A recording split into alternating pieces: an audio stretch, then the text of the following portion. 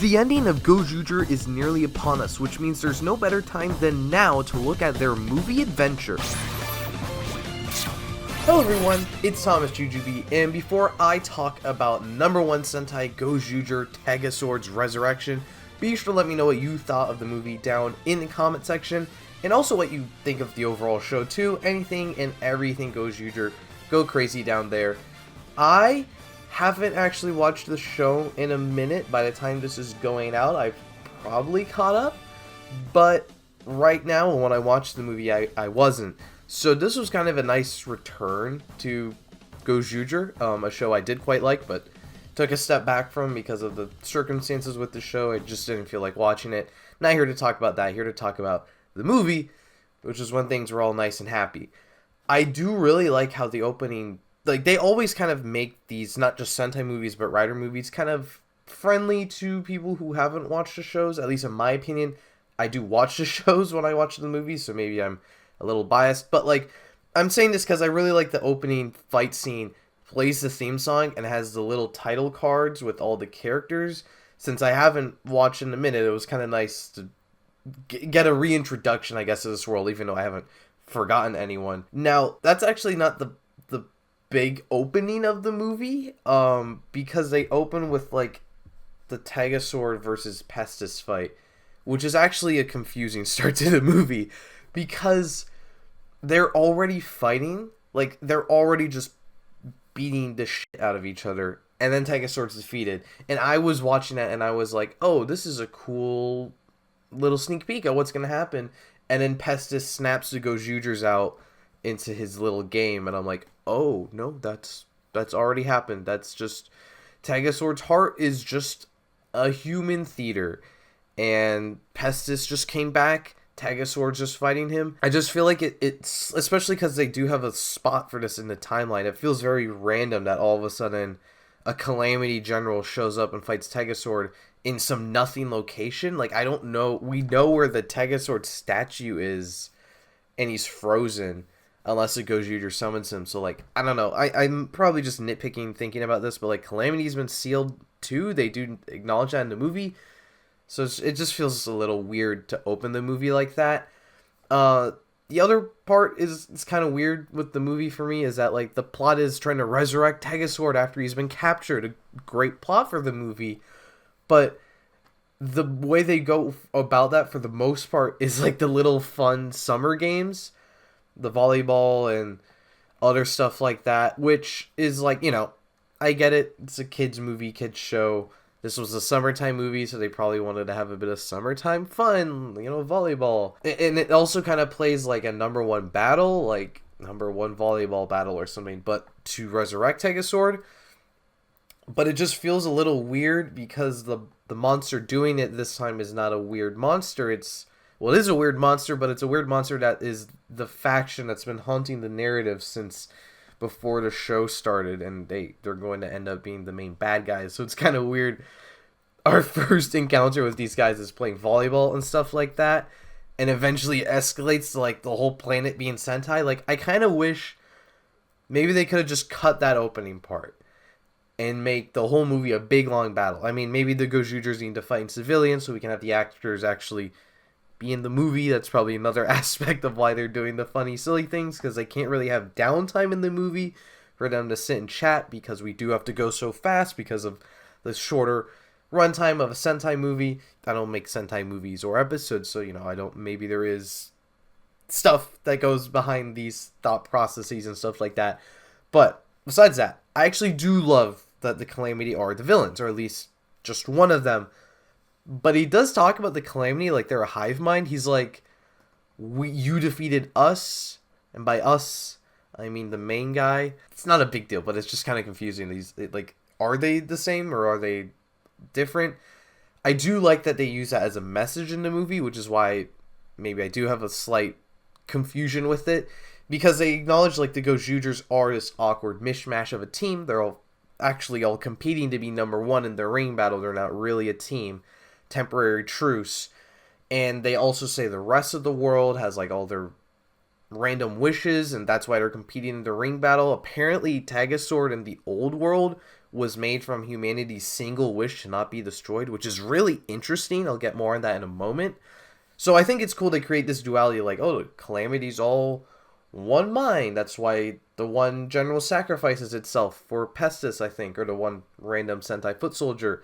The Gozyugers just do whatever, but them doing whatever is eventually, like, that individuality is what makes them working together as a team so much more better. Like, they're actually able to work together. They're not programmed to work together like the Calamity. Also, because this slots in chronologically before Rei was an active player in the story, it's kind of cool that the Gozyugers' first battle against their biggest threat is in the movie.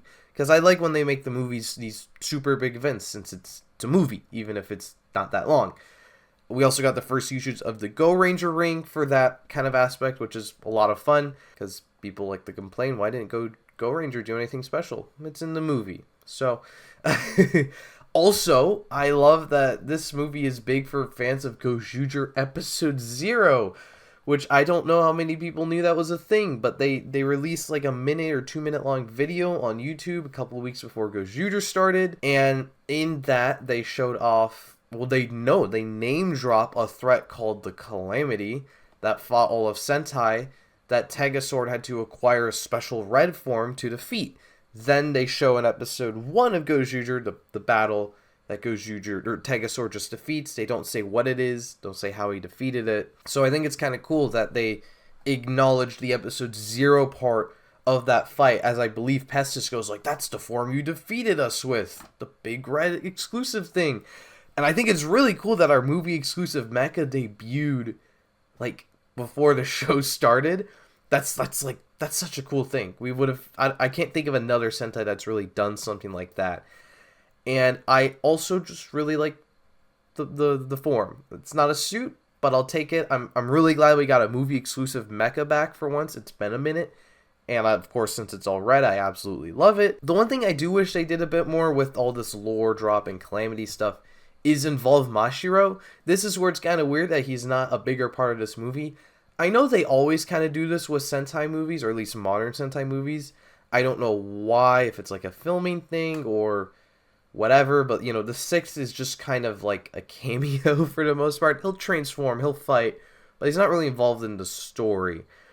And it definitely feels prominent here. I don't want to hear any fucking thing in my comment section. Oh, this is how Mashiro's in the show. He's actually not part of the story. Do not give me that. It's very obvious here. He's just there. He's not actually part of the story, but I feel like he should be. That's why it feels weird this time. Because he is from that old world. He has fought Calamity before. He's the one who piloted TegaSword Origin. Like, he's the guy in episode 0. I just feel like it's weird. Like, he doesn't need to be piloting TegaSword Origin again, but I just feel like it's kind of weird that we don't get him in on all of this lore stuff that's happening. I feel like the Brydon are used in a more interesting way, even if it's just Tegajun going like, yeah, you should probably save TegaSword because if, you know, Calamity's a big deal. Like, they have more to say about the Calamity than the guy who fought Calamity. So, yeah, that's whatever. It's, you know, I'm not expecting top tier writing with this kind of thing.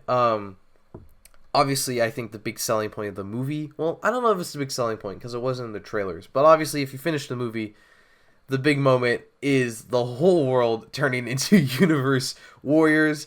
Some weird green screen going on in a lot of cases, but who cares? It's a very fun visual. Once again, a great thing to throw into your 50th anniversary movie. This is kind of what I mean when I say the movie could have been a big long action sequence. Instead of the little summer shenanigans, you could have the whole world transform into Sentai right at the beginning or throughout the movie and just make the whole thing a long drawn out battle with everyone doing something all the time. It is a great climax though, of course, I won't deny that. I do like a lot of the fun little references. I think all of them are little references to something. I don't know a lot of them, like some of them are just just comedians in Japan or something, which they always kind of do for one of these movies, either Rider or Sentai. So I don't know all of these references, but the ones I do like are, I saw this on Twitter at the time, the girl who transforms into a Denji woman is a fan of Denji Man, the show. Bouquet's actress said in a press conference, or the press conference, sorry, for this show, that she grew up with Maji Ranger, or it's her favorite, so she becomes Maji Red, which is very cool. Time Red's actor's wife is the cafe owner, so she becomes Time Red. Don't know what the reference is with the kid turning into Lupin Red, but whatever. Hotaro from Gozyuger, of course, is in the movie and turns into a red with a device that uses cards and says gotcha, and he does the pose. Very fun stuff. This made me realize I forgot to get out my Sentai ring to wear for this video. Oh well. I have them in storage, so. And if you pay well, actually, I was going to say if you pay close attention, because I saw people talking about this and I thought it was a blink and you miss a reference, but no, they just play the Zenkai Juran sound. So if you're not watching the movie, you don't even notice the reference to Zenkai Juran being somewhere in the movie, which is fun because, as you all know, the Sentai ring has Zenkaiser on it because he's the main poster character of Zenkaiger. So that's what the ring has. That's what you would transform into if you were using it. But Juran somehow exists in this world where all the Sentai Reds existed. My headcanon is that since we've seen the Shinkenger ring used in this movie by Fire Candle to turn into Shinken Red, but we also know that Otto used it to become the Princess Shinken Red with the skirt. No other Sentai Red gets a skirt, even if it's a woman using it. So I have to assume that the Shinkenger ring can tell if it's a man or a woman using it. So maybe the Zenkaiger ring is the same. It will, if you're a normal man, you turn to Zenkaiser. If you're a robot or an old man, you turn into Zenkai Juran. Who knows? It's not in the actual show, but I just figured I'd bring it up. And I thought it was pretty cool. So I had some issues with the movie along the way, but, you know, it kind of all goes away once we get the cool Sentai Red saving the world. And it's a pretty cool way to end our last movie for a currently airing Sentai. I know we're getting stuff for Boom Boomger versus Gozyuger, but no Sentai will be airing when that comes out. So let me know what you thought of this finale. Was it a worthy finale? Was it not? And be sure to stay tuned for my future final review of #1 Sentai Gozyuger, and I hope to see you next time.